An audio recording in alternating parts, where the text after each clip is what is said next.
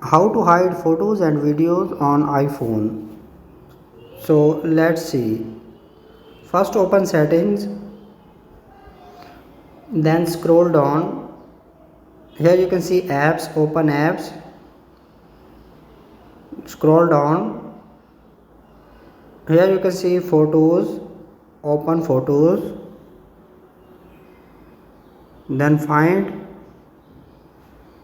and turn on show hidden album. Turn on this. Then go to home screen. Open Photos app.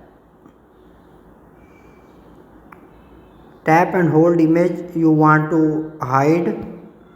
Here you can see hide option. Hide.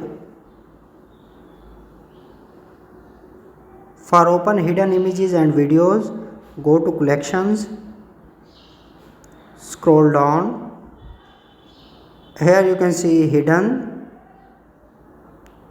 Open hidden. Unlock this. Then for unhide this,